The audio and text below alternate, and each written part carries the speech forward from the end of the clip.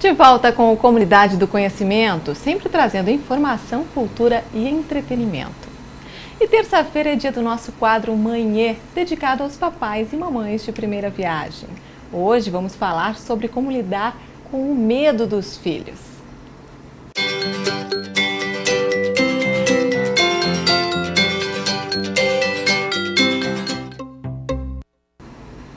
E para falar sobre esse assunto, eu recebo nos nossos estúdios a psicóloga Laís Dias. Muito obrigada pela sua participação aqui, doutora. Eu que agradeço o convite. Doutora, vamos começar explicando quais são os medos mais comuns das crianças. Antes de falarmos propriamente, dos medos mais comuns, é interessante, é importante a gente pontuar que, na realidade, o medo é um sistema defensivo, Nós nascemos com medo. O medo é importante para a criança, Ele ajuda a criança a lidar com os novos desafios que ela tem para enfrentar, ao longo da vida, todo o desconhecido, que ela tem para enfrentar. Na verdade, os medos mais comuns das crianças são os medos dos monstros, dos seres sobrenaturais, o medo da separação dos pais, um medo bastante pertinente que tende a acompanhar a criança por muito tempo, o medo do escuro, lobo mau. Do lobo mau, das bruxas, os seres fantasiosos. Então, são os medos mais comuns. E esses medos, eles dependem da idade de cada criança? Sim, normalmente até os 4 anos de idade, a criança tende a ter medos mais ligados ao mundo fantasioso. Então são medos mais lúdicos, ligados ao mundo lúdico da criança. Então incluem os seres fantasiosos, o medo do escuro, porque no escuro habitam esses seres, Então é o medo do monstro que mora no guarda-roupa ou está debaixo da cama.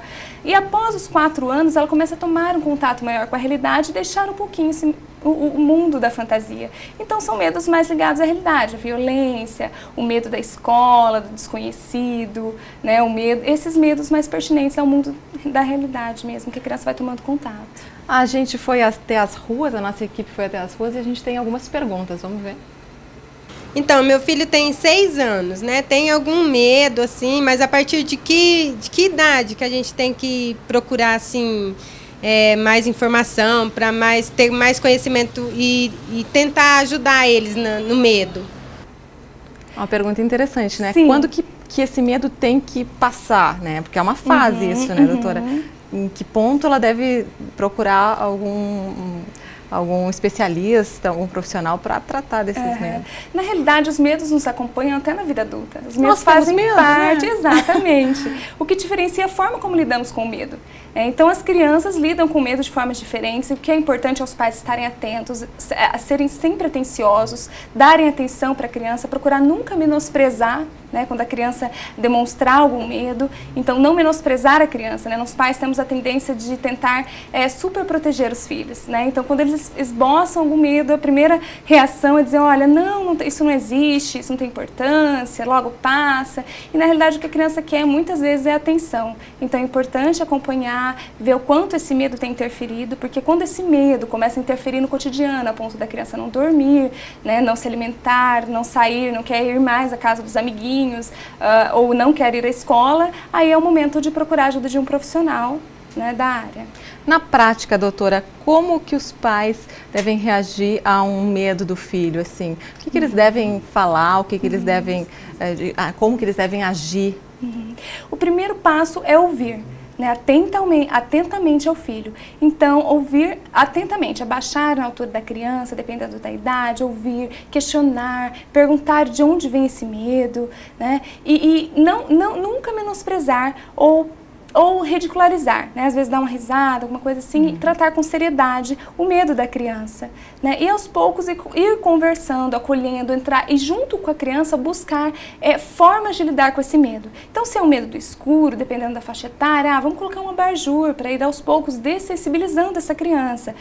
Ou então, essa criança está com medo do escuro também, mas ela já é uma criança um pouco maior, então eu posso resolver isso através do diálogo, Então, eu posso falar, olha, é importante o escuro, por quê? Porque ele prepara o nosso corpo para dormir, ele relaxa, é importante, nosso corpo precisa entender que é hora de dormir.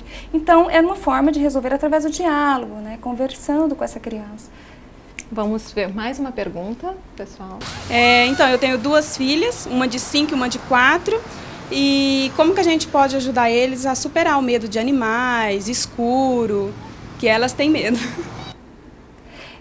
Essa idade, como eu estava colocando, a partir dos 4 anos, eles já conseguem ter uma linha de raciocínio mais ligada à realidade. Então, às vezes, o diálogo, ele ajuda e muito, né? Então, colocar para a criança, não menosprezar, como eu já coloquei, isso é muito importante, porque os pais têm essa tendência, mas colocar quanto é importante o animal, né? Colocar também a questão da proteção, né? Não vou colocar, não rele no animal, mas isso também não quer dizer que você precisa temer, né? E os pais, eles acabam sendo grandes espelhos para os filhos, né? Então, às vezes, nós transmitimos um pouco de fobia por animais, que nem ela colocou, né? A criança, ela absorve isso. E proteger o filho desse medo que ele sente pode ser pior? De forma nenhuma. A proteção, não. A superproteção, sim. Né? A proteção, o acolhimento, a escuta não é de forma nenhuma maléfica. Mas o excesso e a superproteção, sim. Né? Nós não devemos colocar o medo, sentir medo como algo errado. Na verdade, o medo é um processo natural, ele faz parte e é saudável até certo ponto. Né? A falta do medo nos expõe a riscos, mas o excesso do medo leva à fobia. Então tem que ter um meio termo, mas é importante que a criança sinta medo, né, em determinadas situações, porque é um alerta. Mas não no caso assim, a criança está com medo do bicho-papão, digamos assim. Ali na sala está o bicho-papão, eu estou com medo do bicho-papão. Vem aqui que a mamãe vai proteger, vem aqui que o papai vai proteger, não vai ali. Não. Já não é por aí? É benéfico. Inclusive, com o medo dos monstros, nós usamos uma técnica que é o borrifador. Você tem um borrifadorzinho em casa, enche de água, olha, aqui tem um antídoto anti-monstros. Então eu vou borrifar aqui no quarto e agora o monstro não vem. E aí os pais questionam, mas aí eu vou estar retificando, reiterando a existência desse monstro.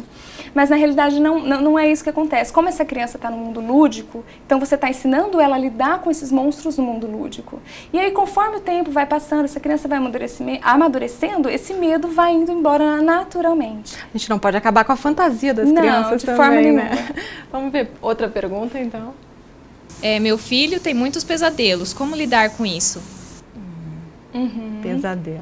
Os pesadelos, eles devem ser atentamente questionados pelos pais, né? Porque eles podem possuir algumas fases da etapa de amadurecimento da criança, possuem alguns pesadelos pertinentes, né? Quando eles vão entrar na escola, tudo que é novo, que é desconhecido, tende a gerar algum tipo de angústia, de ansiedade, e às vezes ela vai para o lado dos pesadelos, né? Mas se for um pesadelo muito recorrente, né? Sempre o mesmo pesadelo e desestabilizando essa criança, é importante que seja visto com um profissional, com a ajuda de um profissional da área. E os temores, os medos dos pais, eles podem refletir também nas crianças, doutora? Sim, totalmente, porque nós pais somos espelhos para os nossos filhos, né? E eles são esponjinhas.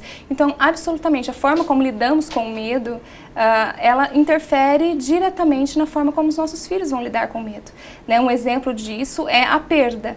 Eu trabalho bastante com luto também, então eu vejo pessoas que não conseguem lidar com o luto sem adoecer, porque quando eram crianças não souberam lidar com as pequenas perdas. Então, perder um animalzinho, os pais tendem a querer substituir, né? E é importante que a criança vivencie as pequenas perdas desde pequena, seja de um animalzinho de estimação ou de algum outro bichinho, né? Algum item seu de carinho, de estima. E chega uma certa idade que a criança também tem medo de perder os pais, né, doutora? Sim.